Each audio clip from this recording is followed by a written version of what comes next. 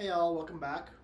We're now here for black, and we're starting with our commons with Callous Inspector. Single black for a 1/1 creature, human soldier. It has menace, and when it dies, it deals 1 damage to you. Create a clue token. Kind of interesting. Yeah. 1/1 menace. When it dies, you get a clue, and yeah, you get pinged for 1, which is annoying. You kind of need to want both a 1/1 menace and some value. Obviously, Yeah. black is probably doing some sacrifice things. I assume that this is kind of what it's hinting at. It'll ping in some damage, and then it'll get sacked for value. I think this card really depends on like how good the sacrifice effects we have are. Like if we have 2 mana sack something draw 2, then this is pretty good. Yeah, it really depends on like, how valuable is the action sacrifice of thing. Like, what are you being provided? I know we have a Bone Splinters once again, but we'll see what else we have, and then I think we'll really inform how good this is.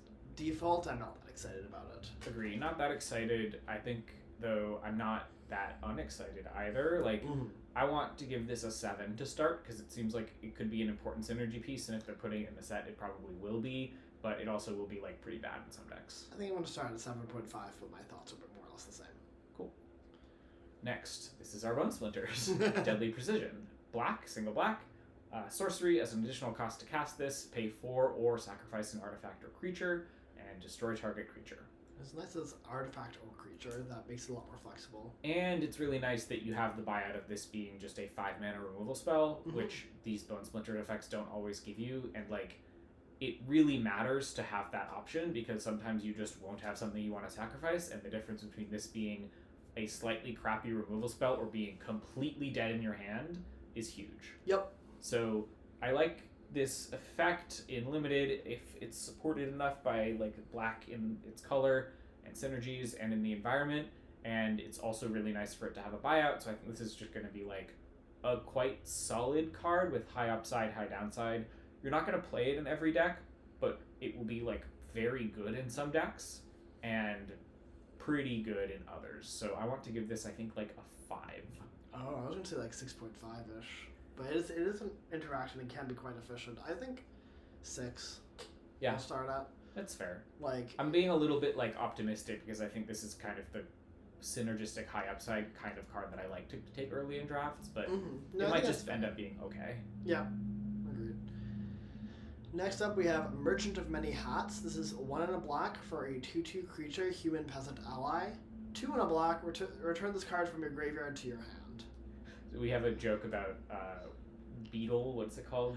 I don't something like that. His name is. The best card in my battle box that is just this, but it costs 5 to return. Yeah, which is to say, we've seen this effect a lot.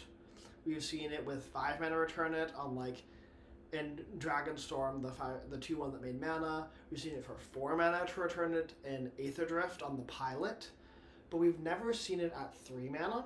And the question really gets to like how much mana before. I guess the first question is like if it would be a premium card, it'd probably be 1 or 2 mana to return it, right? Yeah, and like, this is not that. This basically says you can inefficiently draw a card after this is traded off late in the game. Yeah, and a 2/2 does not.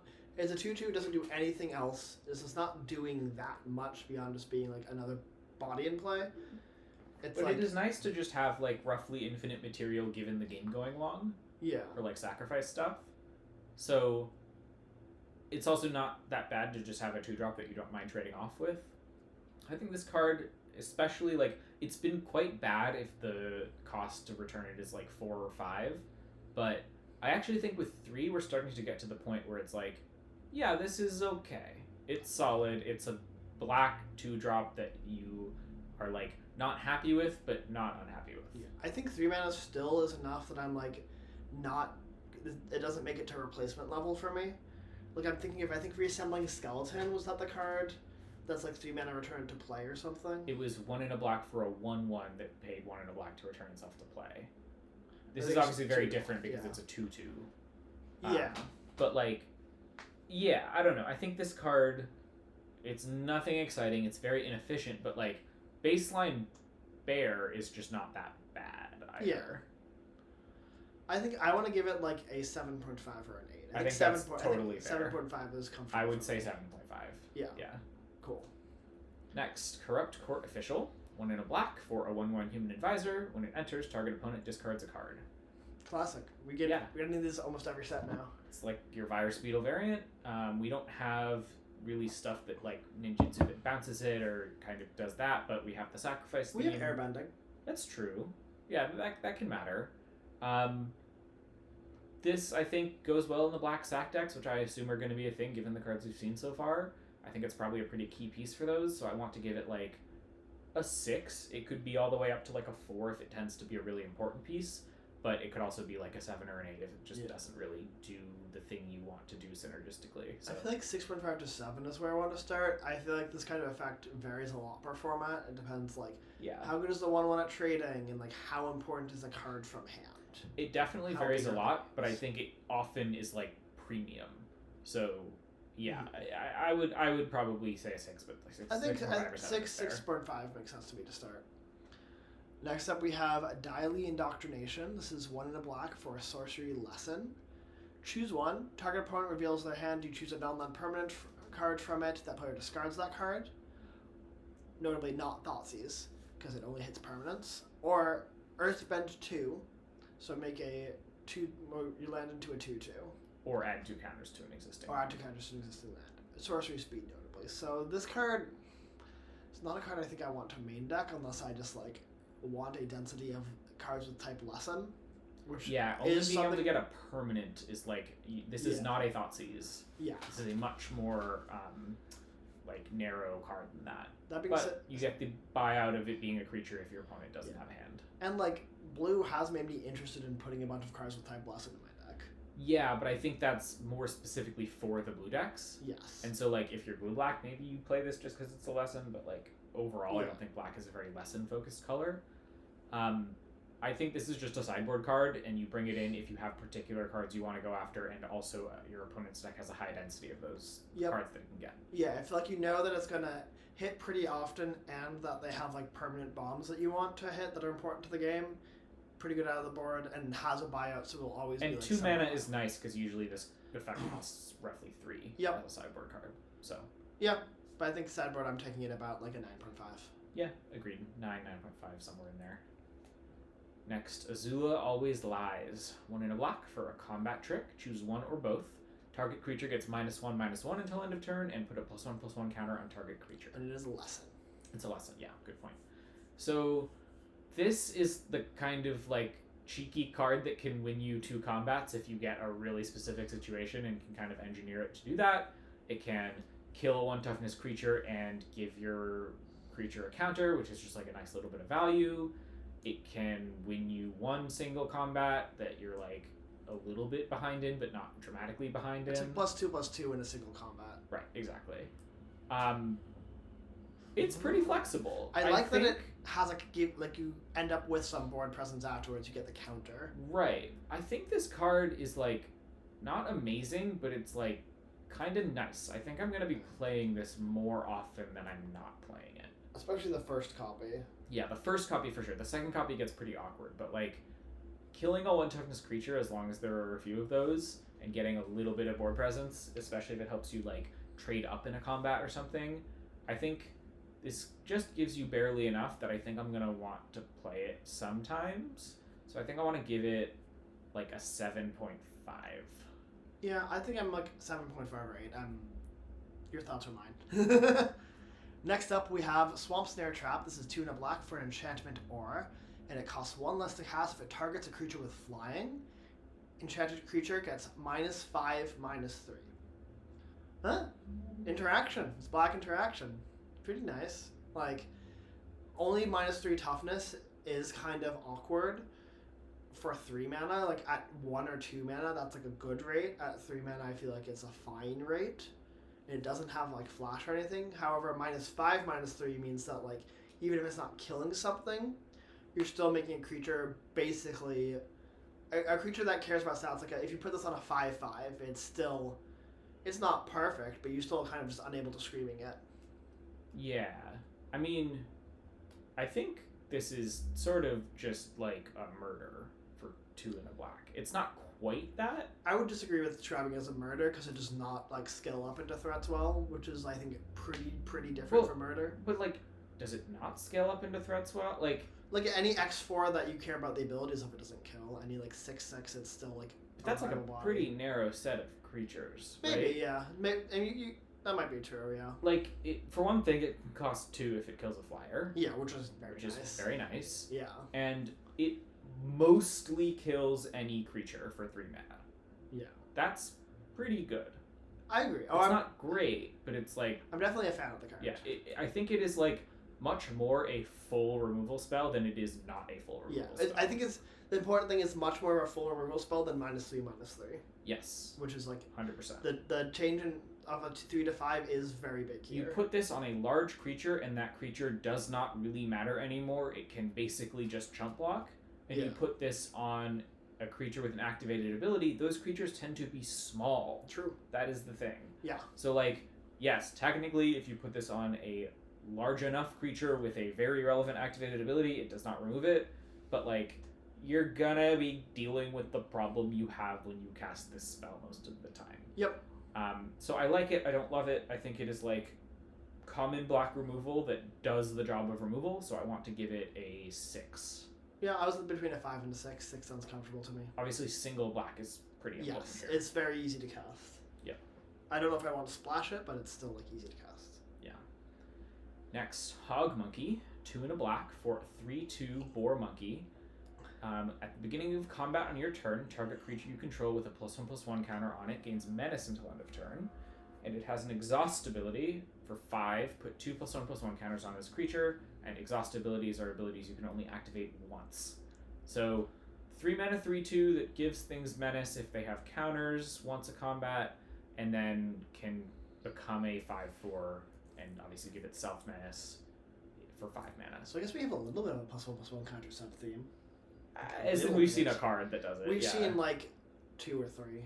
What are the I guess no. No, the other cards put counters. They don't pay off. Yeah. Yeah, I think this is the first payoff we've seen. You're right. Yeah.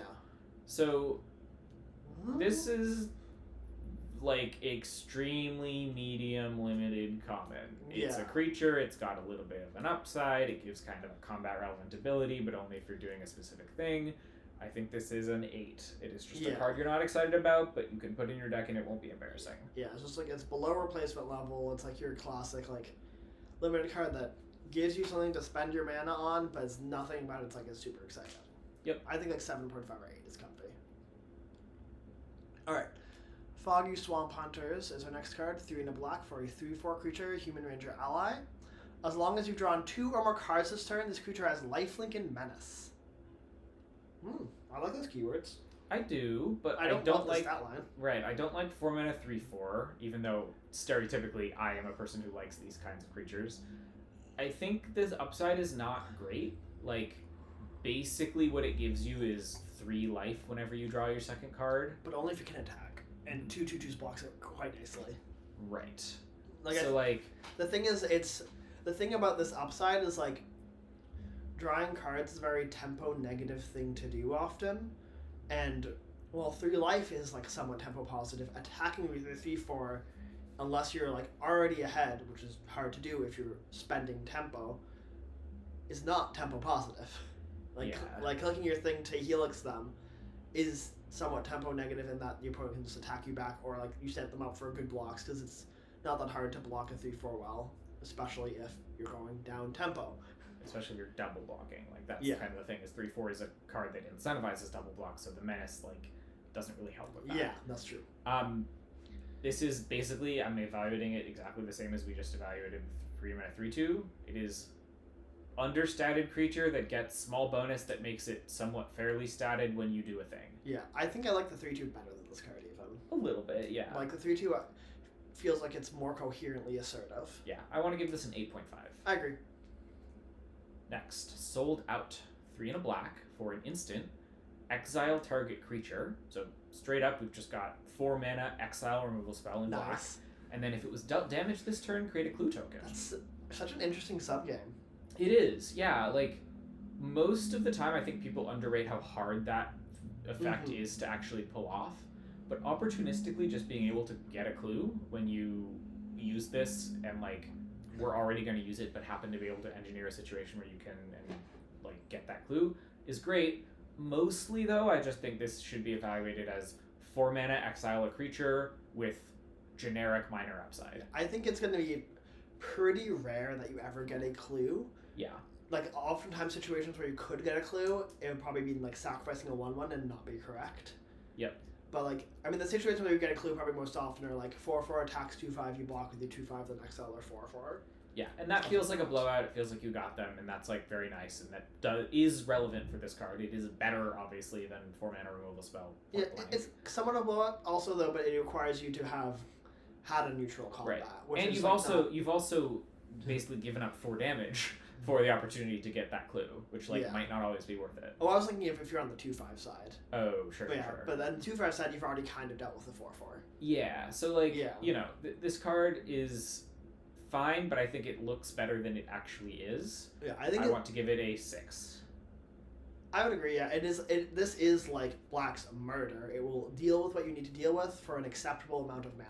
So I might even go like 5.5, but like I'm in that range. It's nothing exciting, but it will deal with what you need to deal with. I would technically say that the 3 mana card is more like a murder than this, because murder's most important property is costing 3, but we can quibble. Maybe. I mean, yeah. My thought is Morgan's most important card is being an unconditional answer, but that is not 5 mana. But yeah, same difference. Anyway, Beetle-Headed Merchants is our next card. 4 and a black for a 5/4 creature human citizen. When this creature attacks, you may sacrifice another creature or artifact. If you do, draw a card and put a +1/+1 counter on this creature. That's a nice That's payoff. a lot. But it is when it attacks. Yeah. So it's a 5-drop 5/4 that needs to attack and needs to have, like, fodder to do something that is, like, pretty nice. Yeah, and, like, I mean, 4 toughness for your 5-drop on blocks has seemed to be, like, a pretty nice breakpoint. We haven't seen that many creatures yet that really, like, break power and toughness paradigms for their cost. So below 5 mana, most cards are around, like, 3 power. I think this is the definition of an average common. I would like to give it a 7. Works for me, yeah. It's an average common that like is somewhat nice in the synergy space. I might even go like 7.5 because outside of synergy space, it's like. Yeah, that's fair. It's a common 5-drop, so 7.5 is super fair. Yep, 5 for 5-drop. Now we have the Black Land Cycler. So this is a 4 black for a 6/6 Death Touch. When it enters, create a food token, and it has Swamp Cycling for 2. I like it. I like it. I don't love it. Like 6/6 Death Touch is sort of Death Touch doesn't help that much on your 6/6 because if it's dealing damage to something, like it already is gonna kill it. Fully agree. Obviously, double blocking is the place it helps. That does help. It's relevant, but like I would prefer Trample. I would prefer Vigilance. I would prefer most other keywords to Death Touch. I agree with that.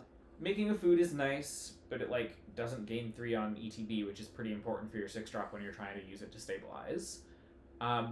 Swamp Cycling is quite nice. So there's like a lot of little upsides on this card. It's fine. It's just fine. Yeah. It's like not a card you need to prioritize in drafts. I want to give it an 8, but I think I'll like play it in like a lot of black decks. I'll give it a 7.5. It's just enough stats that I'm like in combat it's just an Infinity 6, which is like about the same as a 6/6, but like better enough that I'm interested. Fair enough. Like it's for me, it's between the white one and the blue one in terms of how excited I am about it. Yeah, that's real. All right. Next up, we have Northern Air Temple, single black for a legendary enchantment Shrine.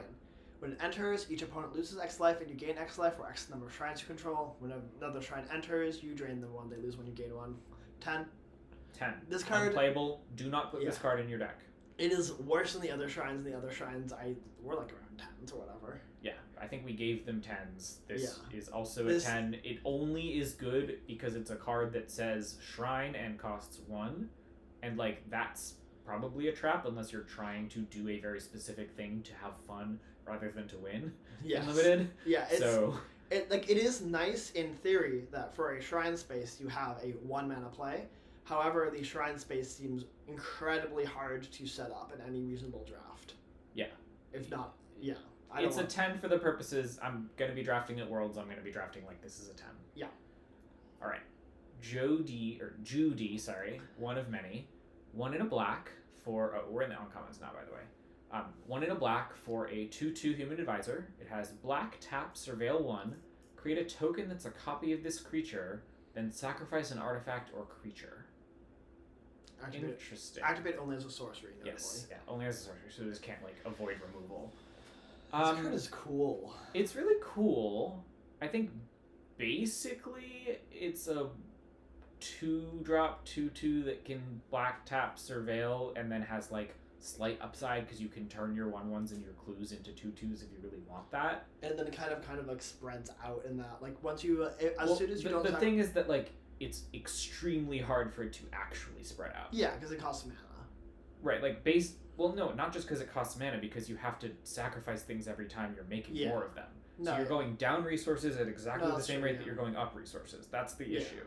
For sure. So, like, this is not going to produce a large board for you. It's going to upgrade your small things into these things. Yeah. Which, these things are still pretty small. Yeah. So, like... This is true.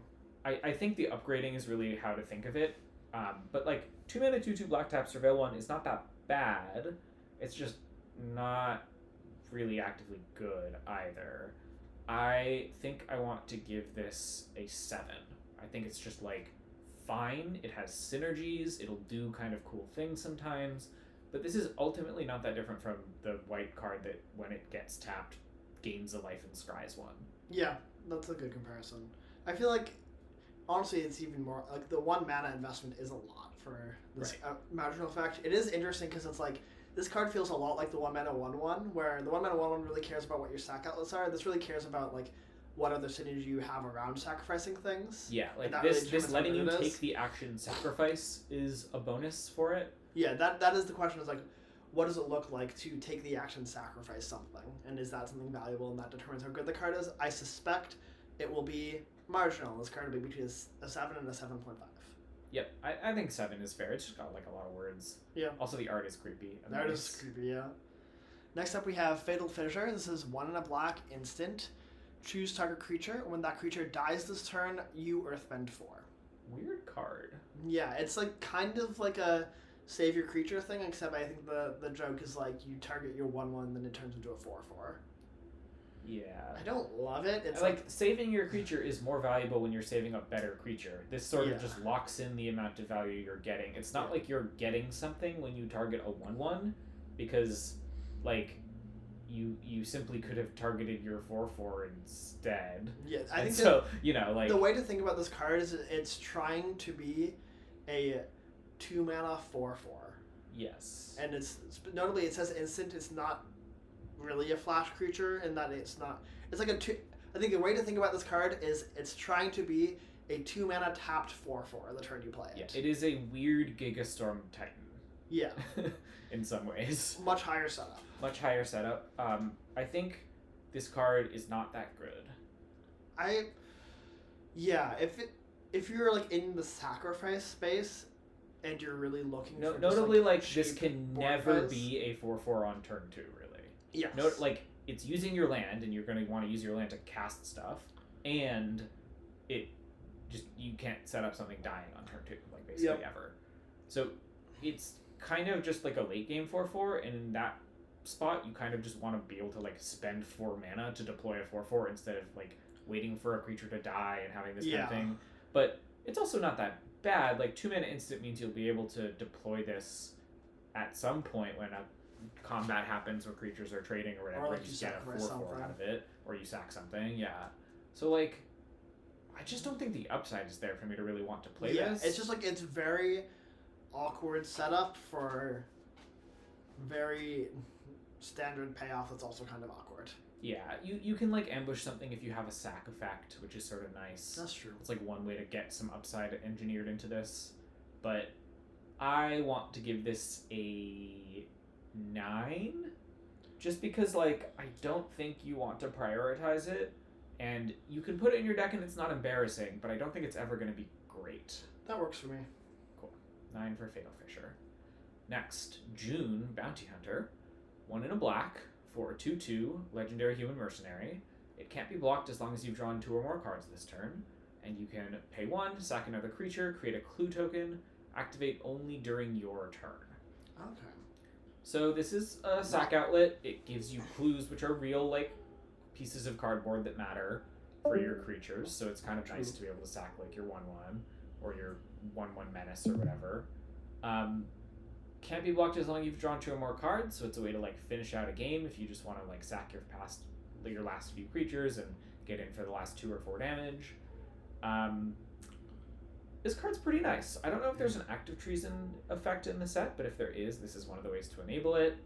It's not amazing, but like it's just a 2-mana 2/2 that can attack and block and has some nice upside. Also notably, there's a big difference between activate only during your turn and activate sorcery speed. Yes. It does make like your opponent casting instant speed interaction a lot harder for them. For sure. Yeah. But yeah, it seems just nice. I'd put it at like a 6. Yeah, I think 6 is fair. It's just like a little bit better than the average card. Like this to me feels like a lower rarity payoff for being in sacrifice space. It's not like going to do anything revolutionary, but it is like nice. Next up we have Heartless Act. Speaking of murders, 1 in a black for an instant. Choose 1. Destroy target creature with no counters on it, or remove up to 3 counters from target creature. So we don't have much of a +1/+1 counter theme in this set, at least what we've seen so far. I think this is going to be pretty close to destroy target creature. Yeah, and even if it's not, the counters that are in the set are all +1/+1 counters, so you could still like kind of combat trick your way into the bigger creature with counters on it a good amount of the time. Yeah, I think this card's just like really good. I think it's like it's quite efficient and like deals with almost everything you need to deal with. Like 4.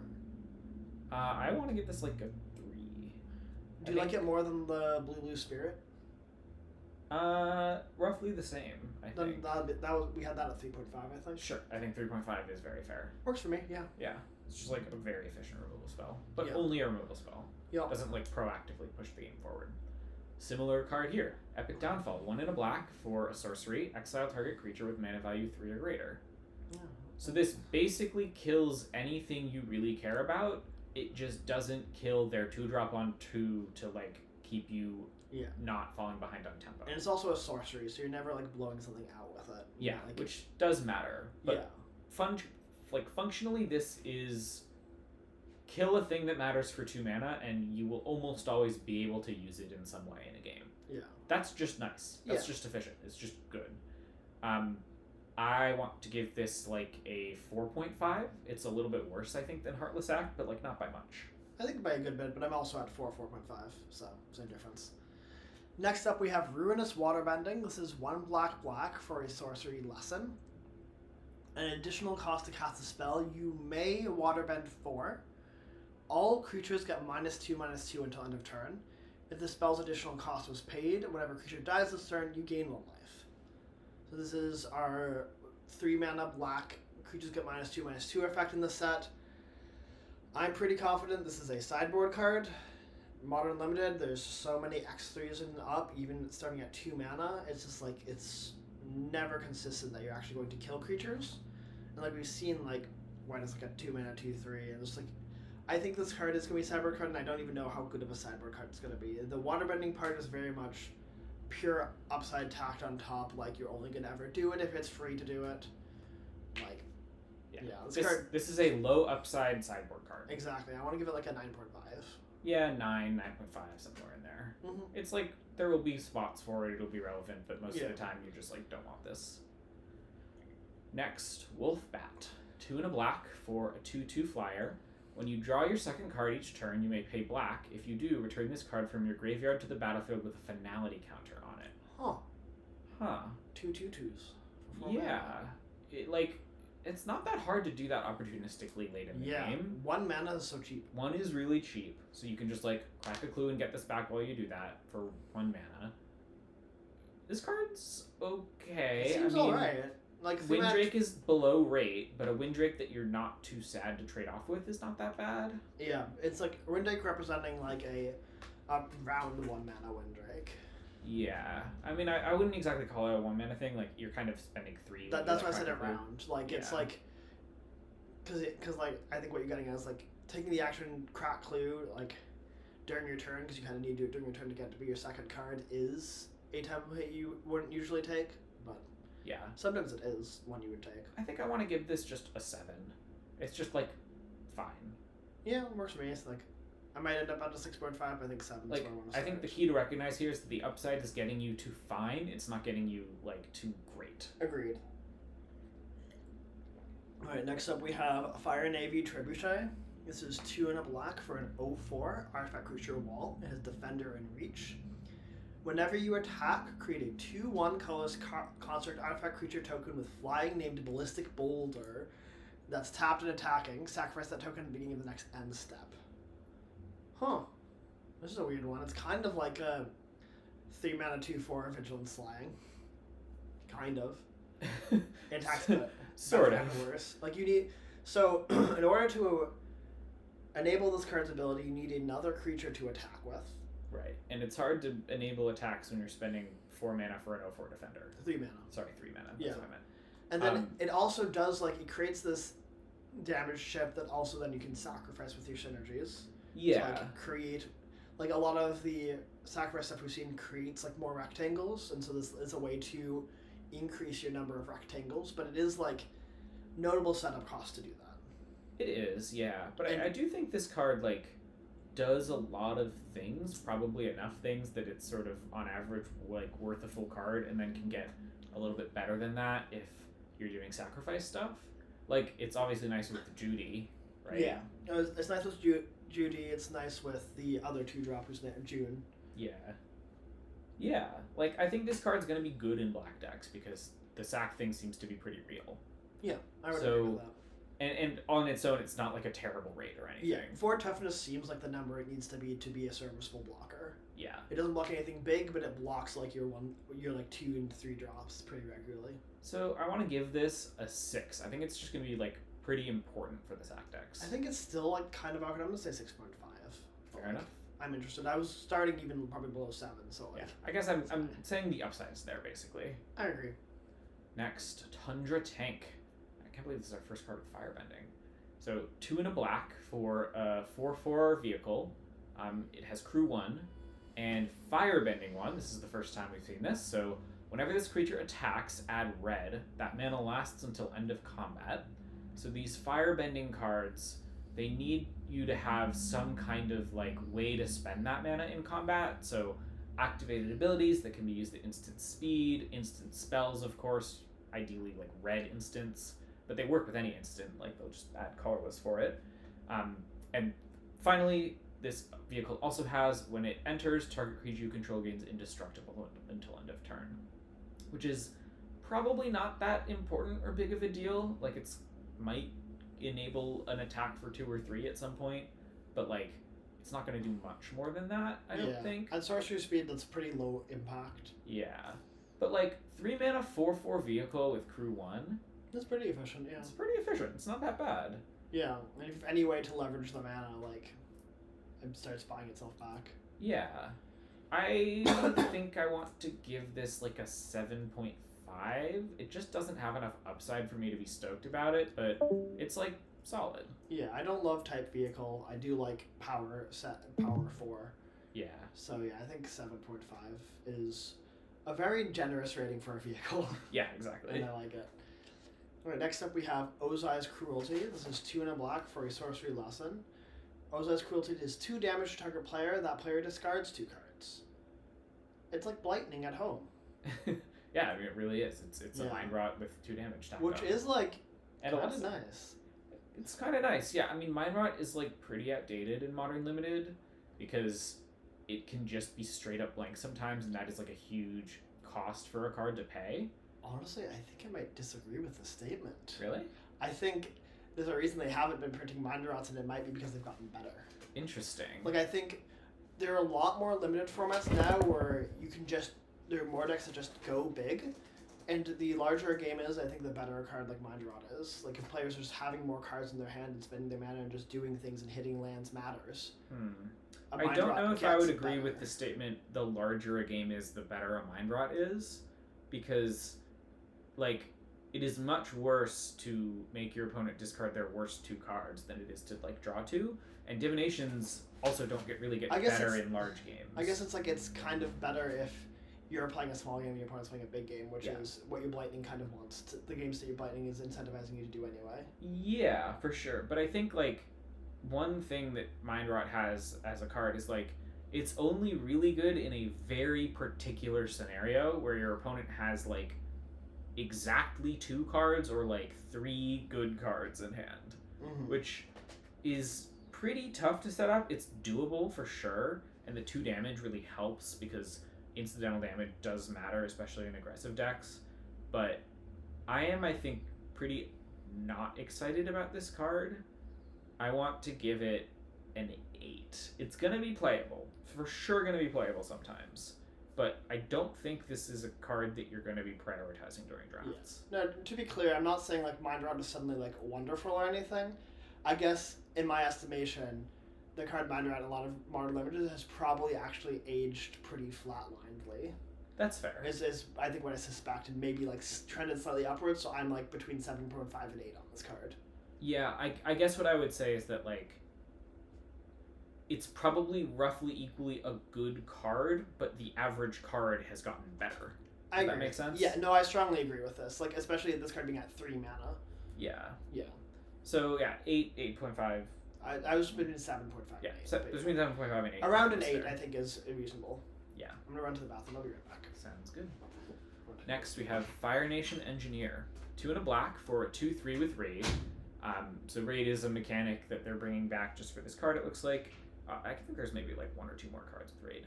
At the beginning of your end step, if you attacked this turn, that's what Raid means, put a +1/+1 counter on another target creature or vehicle you control. That's like a pretty meaningful upside, I would say. Like, it's sort of nice to play your 1-drop 1/1 Menacer, and then like on turn 3 you just play this, attack with your creature, and like make this a 3/4. Like 3 mana 3/4 is sort of on rate, pretty nice body. And then this will just continue distributing counters if you get to keep attacking, which it helps you do. It's not amazing, but I think I'd probably land at like a 7, maybe even like a 6.5 for this card. It is just not that hard to get 1 attack in, and at that point it's like pretty fair rate. And then beyond that, it's just like upside. So yeah, like average to slightly, very slightly above average, 6.5 or 7. Next, Azula on the Hunt. 3 and a black for a 4/3 legendary human noble with firebending 2. And whenever Azula attacks, you lose a life and create a clue token. So I forget if I said, but it's a 4/3. So 4 mana 4/3 that when it attacks, you lose a life and draw a card is like the baseline here. Yeah. No, this is. I mean, seems pretty nice. Like, I mean, 4 mana 4/3 as a body trades off pretty easily. Yeah, but I would say it usually trades down slightly. Yeah. So it's like not a great blocker for 4 mana, and losing a life Definitely. is tough. So it's much better when you're aggressive. Yeah. But it's also not the best attacker as a 4/3. I mean, it's obviously great that it drew you a card. Yeah, but it's like it drew you a card, but you already spent a card on a card that's like kind of below rate otherwise. Yeah. So I think this card is just like okay. Yeah. It's not as good as it looks as like uncommon legendary creature that's a major character that like draws cards. Like, I think this card is probably very slightly above average. Very slightly. So you're thinking like 6.75 6.75, Yeah. something like that. I think I would agree. Like, again, having access to card flow in your limit decks is important, and like forcing this card, it's like worth forcing this card through with some interaction, which you'll do some games. And obviously you can spend the firebending mana on something else and just keep the clue around. Like, that's not horrible. But I feel like clues are one of the best things to spend firebending. Right. I think it's going to be pretty rare that you're not spending that mana on cracking the clue, is what I would say. Agreed. Cool. All right, 6.5 for Azula. Yeah.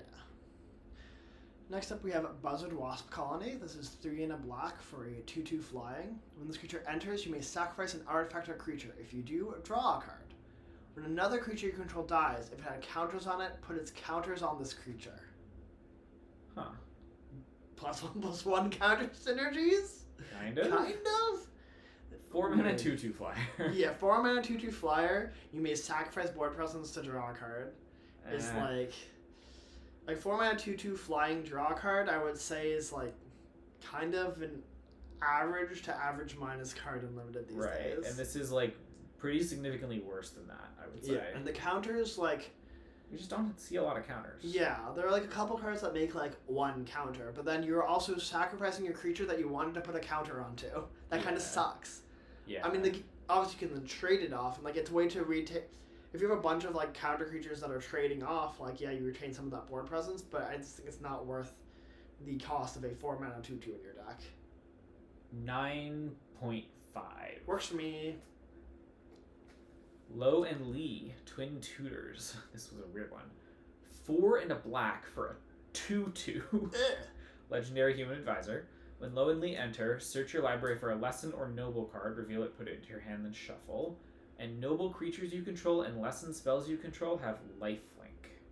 That's a lot of mana for your tutor card. It's a lot of mana for a tutor. If you happen to have a Lesson that's like really good, I would like consider playing this, but it's just like I don't like it. I'm imagining it like, say if your lesson that's really good is you have a lot of lessons and you're tutoring for your draw 3 for 2 mana.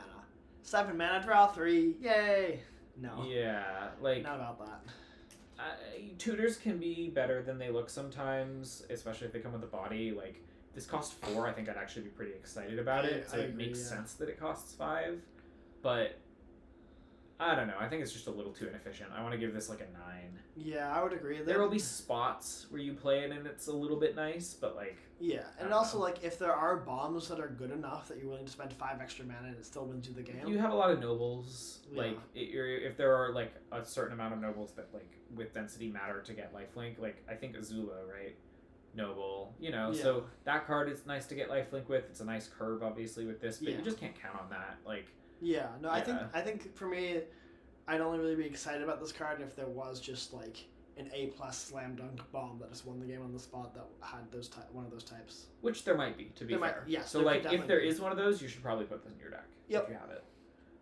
9. Agreed. Cat Gator is our next card. 6 and a black for a 3/2 creature fish crocodile with lifelink. That's so much mana for a 3/2. What else does it do? When this creature enters, it deals damage equal to the number of swamps you control to any target. Corrupt on a stick? Corrupt on a stick for 7 mana. which Yeah. The major downside of Corrupt and cards that cost 6 and 7 is that often you cannot cast them. This Yeah. makes that problem way worse. But if you do cast it, it can be a pretty big life swing. The question is, what is our range of numbers for this card to be worth 7 mana? You need at least 4 swamps. Yeah, I would claim you need like 4 to 5 at least. I think this card is bad. I think this card is bad, but I'm like vaguely interested in building around this and like building a like 17 swamp deck. Yeah, it's possible that this is a little bit more of a monocolor set than we initially read, because there's that white card. I assume every card is going to have one card like that. What Every was color. the blue one? I don't remember. Oh, what was the blue? Yeah, Was there a blue one? there might not have been, but there might have been one that just like referenced islands offhand or something that we missed. Yeah. So if it's possible to build a mono black deck, you'd probably put this in it. Yeah. But Because it is like I'm not excited about once it. you hit 7 or 8, that is a big number. It can just kill them because it can go face. Yeah, but you really need to be like a mono black deck Yeah. to do that. Like, Oh yeah. No, if you have 10 swamps in your deck, you're not getting to 7 or 8 swamps. Yeah, I don't want to play this with 10 swamps. I'm expecting to have like 3 swamps sometimes, or like even 2. Right. So I want to give this a 9, but like you'll know when you want it. I agree. I like that. All right, moving on to red. We have Fire Nation Cadets. This is a really cute card. I like it a lot. Single red for a 1/2. It has Firebending 2 as long as there's a lesson card in your graveyard. And it has 2. This creature gets +1/+0 until end of turn. That's a cute card. Right? I think it's not great. I agree. Like, before it gets Firebending, you need to spend mana to make it a 2/2, which is really rough. And like, it will probably get Firebending relatively quickly, but it's only going to be attacking as a 1/2 until then. And most of the upside in your like cheap 1-drops is like getting in damage early before the opponent can put down good blockers for them. This does not really do that. Yeah. So unless you're like using the Firebending on something super useful, like not the pump ability here, I'm not that excited about it. Even if you are though, like it has to be able to attack to firebend. Right. And that's tough, because if you're using the firebending mana on other things, then this is just a 1/2. Yeah. So red is gonna be a very firebending heavy color. Like, technically I think it's in red and black, but I think it's a lot more in red. And so there could be a lot of good stuff to use it on, and maybe you just like have enough lessons that this almost always has firebending too, and it could be like a kind of synergy piece. But I'm gonna start out pretty skeptical on this. I think I want to give it like a 9.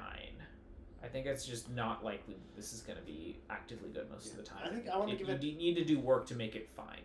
I think you need to do work for it to be slightly below replacement level. I want to give it a 9.5. I'm a huge non-believer, I'd say.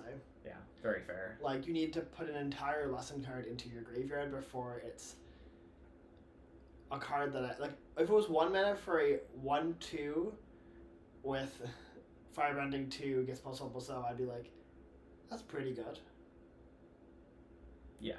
Like, I don't think it'd be crazy. I think it would be like around like replacement level, maybe slightly up it, because it is like pretty aggressive. But this is so far from that. I think this really needs like strong firebending synergies, and before we see them, I'm just like gonna assume that they're not that strong to like make this actively good. So yeah, 9.5. Next up, we have Cutting Maneuver. This is 1 and a red for an instant. Target creature gets +3/+1 until end of turn. Create a clue token. So this is a way to use your firebending mana, notably. Yes. It's like the big thing going on. Which kind of makes it a lot more efficient than 2 mana trickle all the time. Yeah. Like, it will sometimes be 2 mana, win a combat, draw a card.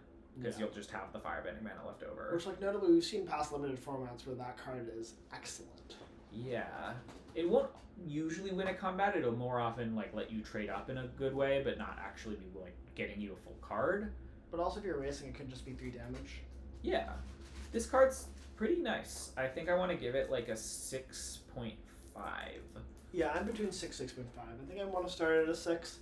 It just seems like a potent, aggressive card that, like, works really well with firebending, because both itself and the clue work really well with firebending. Yeah, like, this looks like kind of inefficient rate, but in the firebending set, I think it's actually just like totally fine rate. Yeah, so I want to start at a 6, but I'm interested in playing with it more and seeing how it actually plays out.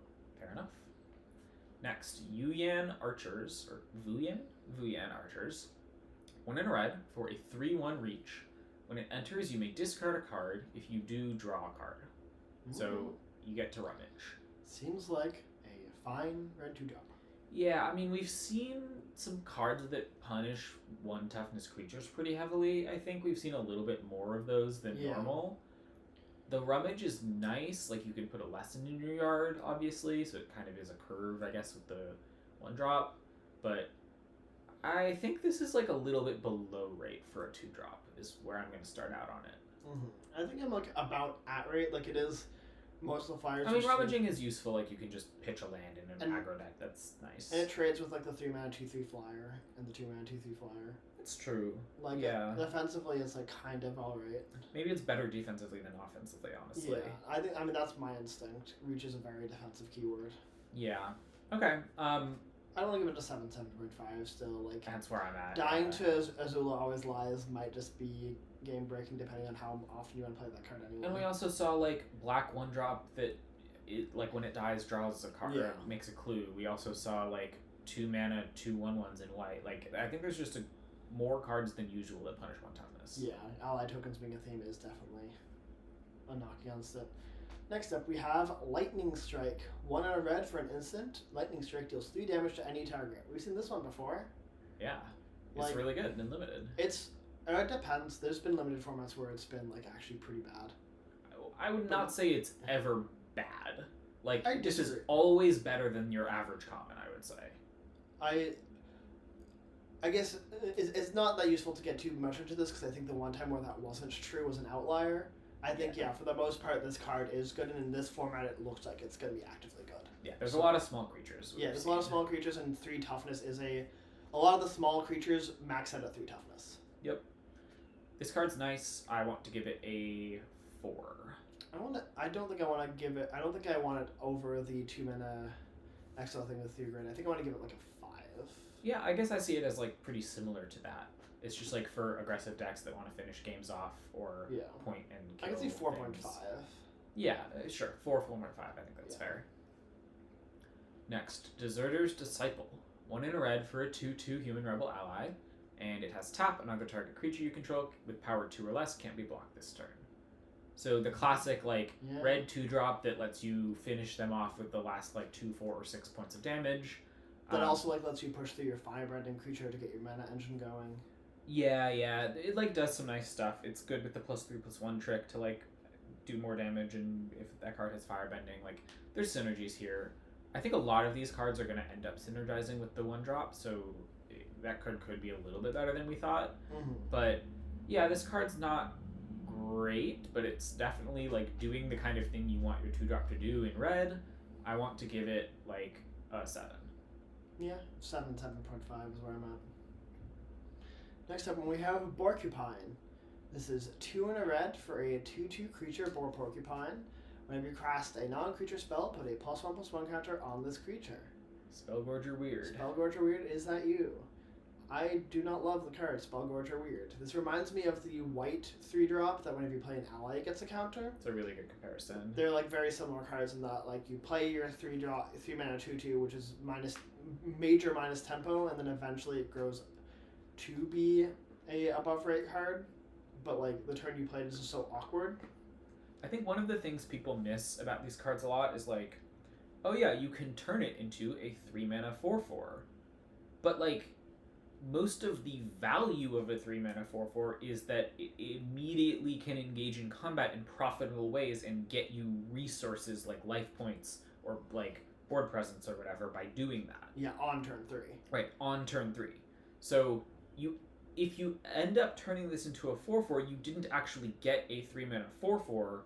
You got a 3 mana card that turned into a 4/4 eventually, but lost value along the way from a 3 mana 4/4. Yep. So that all is to say, this card has its places. It can be really good in some decks that are super spells based and just want output for that. But really good is maybe a pushing it. Yeah. It can be acceptably good in that. So I would like to give this a 8.5. Yeah, works for me. I think 8 range is where I'm at. 8 to 9 range. Next up, Treetop Freedom Fighters. 2 in a red for a 2/1 haste, and when this creature enters, create a 1/1 white ally creature token. This creature is also a human rebel ally. So this is helping you go wide in your allies deck. It is a 1 toughness creature, but it creates 2 bodies, which is nice. It's got haste, so it kind of pushes damage a little bit if your opponent attacked you. Makes a chump blocker. This card's hard to evaluate. Yeah, I mean, 2 creatures power that make 2 bodies and limited are usually pretty good, but this is 3/2 worth of stats for 3, and only 2 of it has haste. Yeah. So So it's pretty hard for the 2/1 to actually attack effectively. yeah. Because if it was on 2 mana haste, that could probably get in, but on 3, it's the 2/1 is tussling at below 8. I think you need payoffs for going wide to make this card actively good, Yeah. but it's never really that bad. I would agree with that, yeah. So I think I want to give it just a 7. It's a common with synergistic payoffs that is not terrible, but you'd rather have something else that you can help I'd say it's at replacement, so I agree 7. Next up we have How to Start a Riot. For 2 in a red, it's an instant, it's a lesson. Target creature gains menace until end of turn. Creatures target player controls get +2/+0 until end of turn. So it is our Trumpet Blast. Yep. It is a reward for going wide that can sometimes just kill them. But you really have to be pretty wide for it to just kill them. But it is nice that it's actually quite nice that this card gives a creature menace, because oftentimes the play patterns around go wide decks is your opponent is counting out how many cards they can, because you're going wide, you have more bodies than them, they're trying to count out exactly how many bodies they have to block your things, and this does kind of present an extra body in that sense of they need 1 more blocker. This card also a little bit costs 0. That's also true. So I think this is going to be slightly better than your typical Trumpet Blast because we are in the Firebending set, and we are also in a set with particular go wide payoffs, or go wide enablers rather. This is the payoff. But Trumpet Blasts are never that good. The menace is a nice upside. It's nice that you can still cast this on your opponent's turn to make a big block or something. Yes. which Trumpet Blast do not attempt with Trumpet Blast. Yeah. Arena, you will need to click on the player, but assuming you click on the right player, you're good. So I think this card's like nicer than most Trumpet Blast effects that we have, especially in this set. I think it's a good set for it. So I want to give it an 8. Yeah, because the other thing about this card is it is not really a card you ever want to prioritize. It's a card that you'll take when it's already like pretty good in your deck, but like it's gonna be pretty good in your deck after you satisfy some number of conditions. So like pack 1, I'm not like speculatively taking this expecting to go wide. I am taking this once I'm already going wide. I have a bunch of things that make tokens. Yep. So I strongly agree with 8. Cool. Next up, Fire Nation Raider. 3 and a red for a 4/2 with Raid. When this creature enters, if you attack this turn, create a clue. Huh, that's kind of nice. Yeah. It's not like great, but it's like nice. Yeah, I mean, compare this to like Elena's Pathmaker or whatever in Bloomburrow that just kind of exiled the top card and you could cast it the next turn. It's worse than that, I think, by like a good amount. And that card was not amazing, but it was like pretty actively above replacement. I think this card is just at replacement level. Yeah. I think a clue in red is not that different from like exile for a turn. Because you have the firebending stuff. Yeah, I think that makes Depending sense. on how much you actually want to play the firebending cards. Yep. But I think, yeah, just at replacement sounds about right for this card. I think 7 is totally fair. Yeah. Next up, we have Boomy Bash. This is 3 and a red for a sorcery. Choose one. Boomy Bash deals damage equal to the number of lands you control to target creature, or destroy target land, creature, or non-basic land. Sorry. Oh, yeah, I see what you're saying. Land, creature. Got it. Yeah, not land, comma, creature. Destroy target land, creature, or non-basic land. Okay. I like that this does not just destroy lands, because it's just playable enough that people might put it in their deck and then like randomly get you when you're mana screwed. Yeah. Which would suck. Although notably there are dual lands in this format at common. Yeah, so that can like, happen. You can still get got, which I think still get I got. don't love. I don't love, but I kind of like that you have to worry about that a little bit. I feel like I like them being bold enough to like put that in a Magic set True. in a way where I could sideboard this in if my opponent is a soup deck and kind of get them, you know? Yeah. No, that's true. And get them with a card that's also just kind of just an interaction spell. Right. No, this seems like very fine. Yeah, I mean, I would not necessarily call this fine, because, like, 4 mana sorcery, if it even said, like, destroy target creature, I would still say is, like, slightly below rate. I'd say below rate for an interaction spell, but, like, I'd say I think this card's, like, at or slightly above replacement, generally. I do not agree. I do not think you want to spend 4 mana to destroy a creature in red, and this doesn't even do that. Maybe that's fair, yeah. What are you thinking in terms of a grade, then? I want to give this an 8.5. I think you're going to be not incredibly sad when you put it in your deck, but you're going to not put it in most decks. I think I'm going to start on 8. Yeah, maybe just that's very fair. Like, I trust your evaluation on that, but I also think it's like, it is interaction. It's hard for something that can point and kill something to be like god awful. Yeah, for sure. Next up, Rough Rhino Cavalry. 4 and a red for a 5/5, so 5 mana 5/5, pretty solid rate. It has Firebending 2 and Exhaust 8, put 2+1/+1 counters on this creature. It gains Trample until end of turn. So 5 mana 5/5, not bad. I do like that this card, like, on turn 6 just like threatens to activate. Right. And it just makes I feel like you're gonna very rarely click the exhaust button, and that doesn't matter because you're just posturing being able to do it, and so it just makes blocking this card that much harder. Totally. I think this card's like pretty nice for a 5-drop. I want to give it like a 6.5, which is really high praise for a common 5-drop.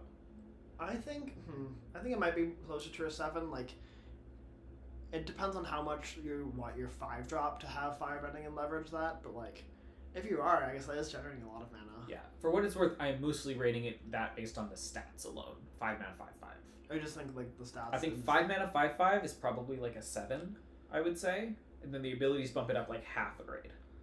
Interesting, because 5 mana 5/5 to me, my default on that was like a 7.5. Yeah, and it's equivalent, whatever. I think we basically agree.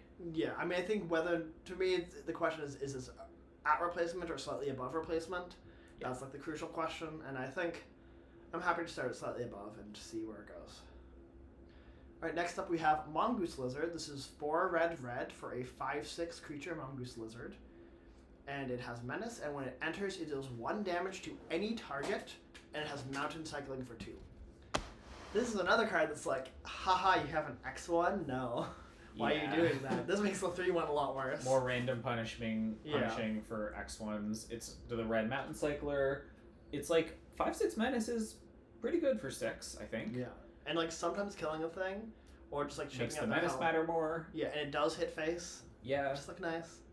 This card just, I like this, it's I solid. think, about as much as I like the blue one, probably. Maybe a little more. I think I want to give this a 7. Yeah, I might even go like 6.5, just because I think it is like doing a good bit for... The only reason I wouldn't say that is just that like 6 drops are worse than red mostly. Yeah, no, that's fair. I think at 6 drop, even with Mountain Cycling, 6.5 or 7. Yeah, maybe somewhere 7. in there. 7's probably the safer bet. Pretty nice, but like not amazing. Uncommons. Jet's Brainwashing. Single red for a sorcery. It says target creature can't block this turn, but it has Kicker for 3. And if this spell is kicked, gain control of that creature until end of turn, untap it, and it gains haste until end of turn. And then, regardless of whether you kicked it or not, you create a clue. Oh. So, this card is our Act of Treason. It costs 4, but it makes a clue, and then has this like 1 mana mode that also makes a clue and just makes something not block. That's not horrible. Yeah, I mean, I feel like we've seen a couple like decently cheap sack outlets, right? Like all the ways to sacrifice things so far in black were like 1 mana. Yeah. So this card is pretty nice in red black, and it might even be okay in like red white aggro or something. Yeah. Creating a clue is pretty meaningful upside, especially because in red you often can just like crack it immediately. It reminds me a little bit, obviously pretty different cards, but of the 2 white creatures you control that +2/+1 make a clue for Rose of Karlov mana, which is like that's a good comparison. Like it's your traditional like aggressive thing that also is giving you a clue, means that suddenly like you still have access to more card flow and you can like justify that card in your deck more. Totally. Also, there being a 1 mana buyout mode, not that irrelevant. Like on a key turn, if you just like spend 4 mana on a removal spell, kill their thing, spend your last minute, make their thing unblockable, attack for 5, kill them. Like that just will happen. It'll be relevant. So I like this card a good bit. I think I want to give it, given that, 7.5. Like it's just still, you're not going to put it in most of your decks, but when you do put it in your aggro deck, it'll be like a little bit better than normal. I think like early, speculatively, I might even want to give like a 6.5, just because I think that Act of Treason synergy might just be there. Yeah, but it's totally like fair. I'm not sure. That still is pretty narrow. It's like just red black, so I honestly think like below replacement is a good place to start the card, but like it's very high confidence very large confidence interval because like the upside is there. Quickly, top of your head, completely reactionary, and we don't spend any time on this. 1 to 10, how good of a box card is this? 10. Okay. 10 being highest. Nice. I like it. I think it's great for box. All right. Combustion Technique, 1 in a red. Instant Lesson. Combustion Technique deals 2 damage equal to 2+ the number of lessons cards in your graveyard to a target creature. If the creature would die this turn, exile it instead. So baseline, it's a 2 mana shock, which I'd say is like pretty below rate, but in this format where we see bodies, I think are somewhat middling around like the 2 to 3 toughness range until you get to bigger creatures. That's like fine interaction. Like we liked Lightning Strike well enough. And then as soon as you have like 1 lesson, it's Lightning Strike for a creature. 2 lessons is bigger than that. I think this card, as interaction goes, like I'm not really interested in playing it if I don't have a bunch of lessons in my deck. But as soon as I do, I am pretty interested in playing it as just like serviceable interaction. I think I'm playing this if I have like 4 lessons in my deck. Yeah, no, I that's what I mean, like some number. Yeah. Like I think giving it +1 damage consistently is my bar. And I think most decks are going to have 4 lessons. This could be true, yeah. Like, I think this card might just be really nice. Like, especially in blue-red, it's just kind of a premium removal spell a lot of the time. Yeah. I obviously, like, it's never that unplayable, but it's sometimes just not very good. But the Exile Clause matters, and it's really never that bad and has pretty high upside, so... I think that the card to compare this card to is Lightning Strike. Yeah. And I think I'm personally starting it lower than that. I think I'm starting it higher than Lightning Strike. I'm tempted to just start straight at Lightning Strike. Yeah, it might just be there. I think it may be even like a tick lower, actually. I'd give this like a 5. Yeah. I think, 4.5 or 5. It's just like very high upside. Yeah, I strongly agree with that. And I think especially like blue-red, when you're incentivized to have a lot of Lessons in your graveyard, it's like, this is the exact card that you want to rebuy tempo. In fact, there's another card that you really want.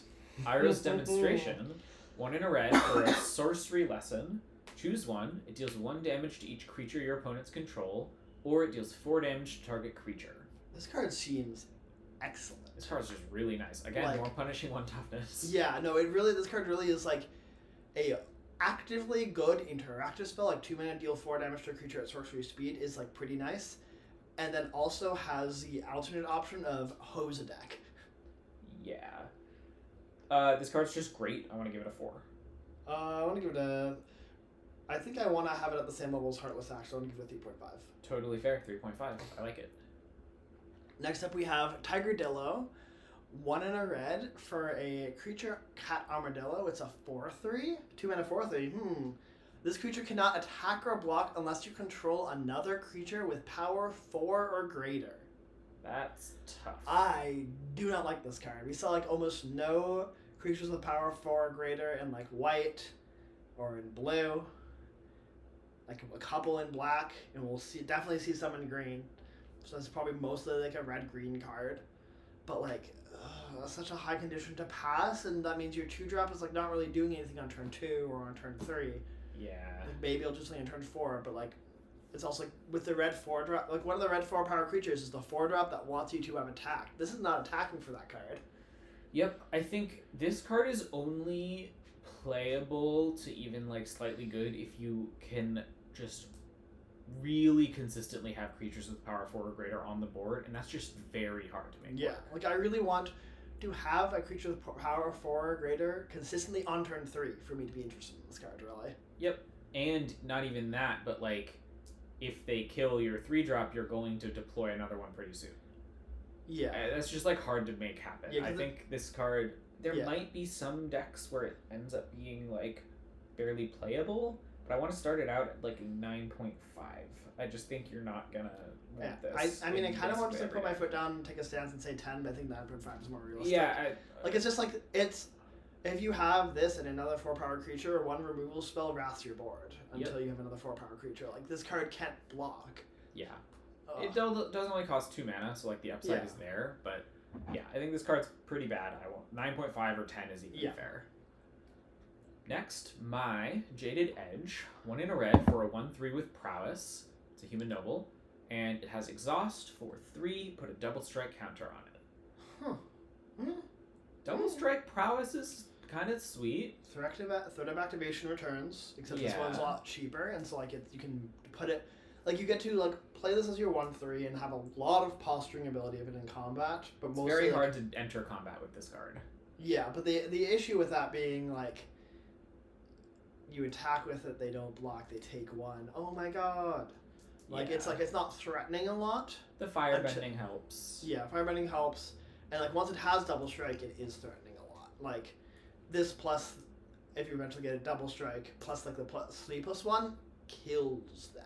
Yeah, and I think this card's gonna be just like a really nice 2-drop. I think at 2 mana, this card is like kind of just nice. Of like, you want to give it double strike, but like it's serviceable before it gets that, and then once it gets that, it's like quite threatening. Yep. I want to land on a 6 for Works for me. Cool.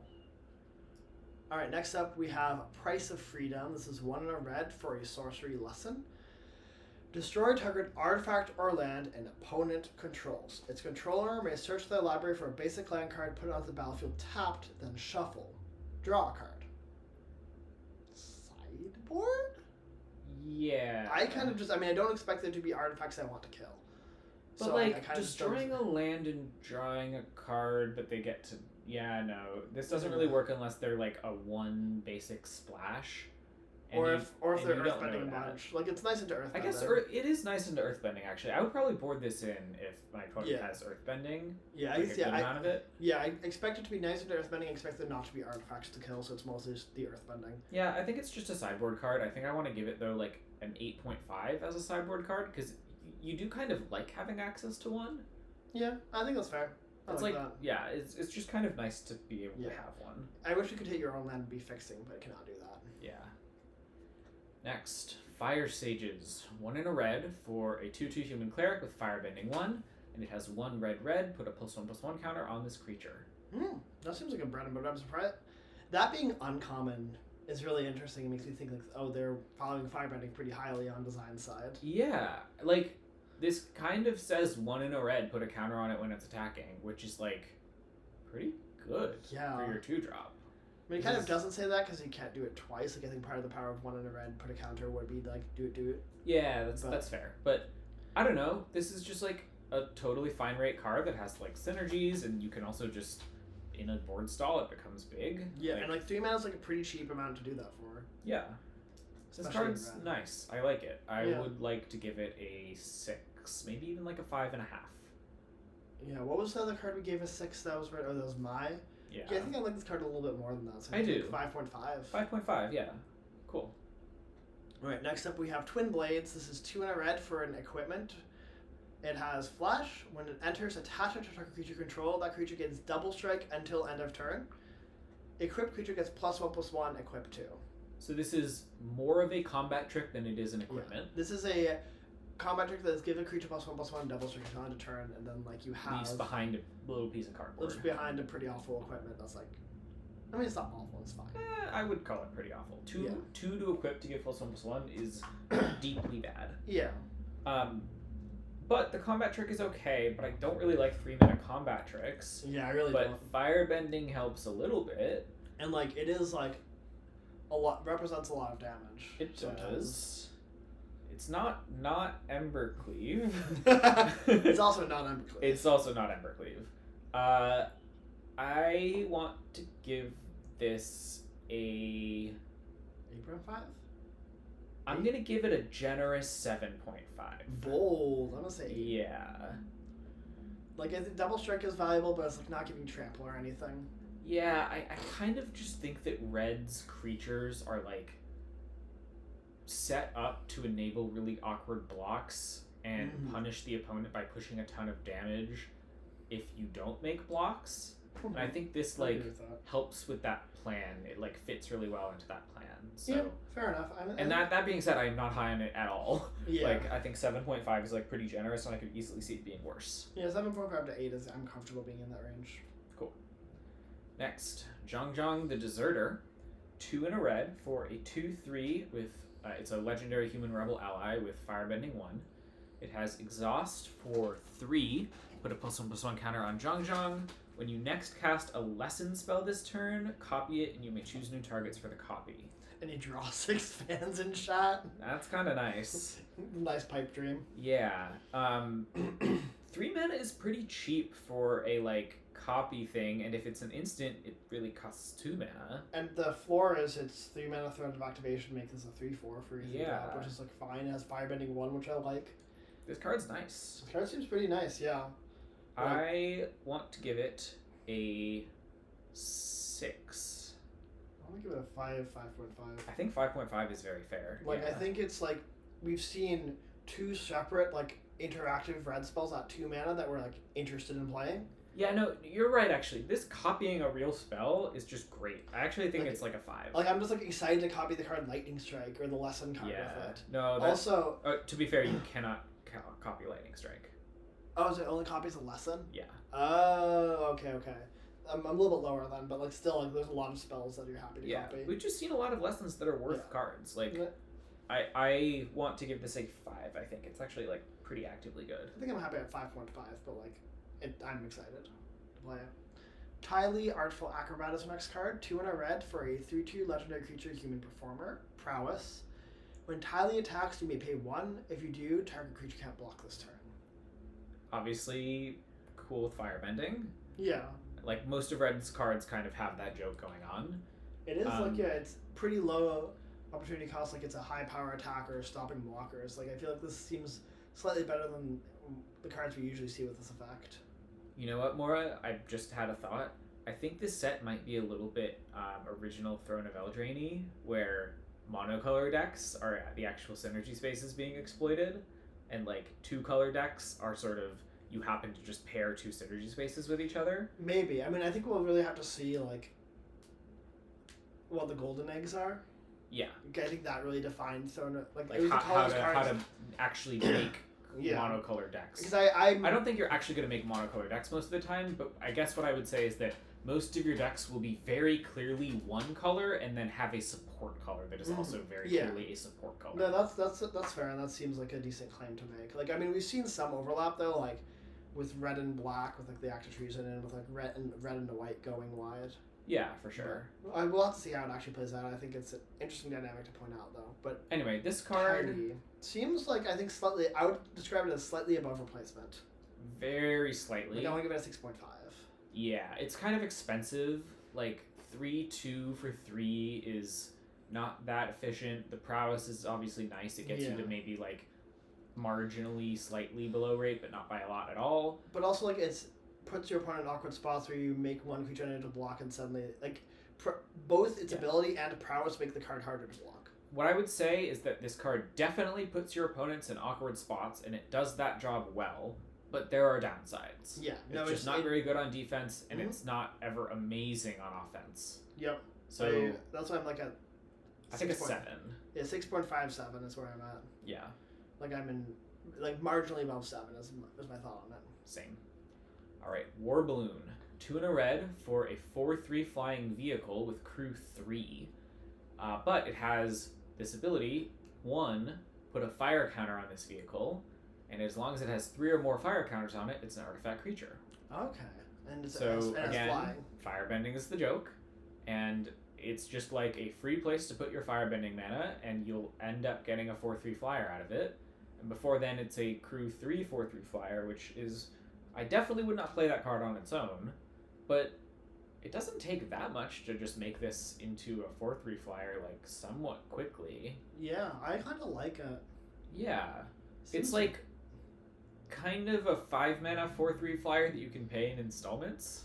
Yeah, it's roughly in terms of. It's kind of like a 5 mana 4/3 flyer haste. Sure. Kind of. Yeah, we're like really approximating in many ways, but like I agree. Like this card is, I don't think amazing, but it's like pretty good.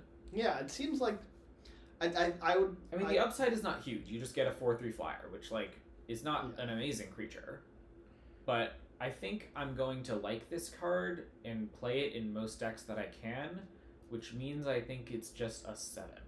I'm like I have it like around the same grade as Ty Lee for very different reasons, but like 6.5 to 7, like I am happy about a 4 power flyer that it's like a 6 mana 4/3 flyer. You pay in installments and in a deck that has a lot of mana generation naturally. So like, I like it.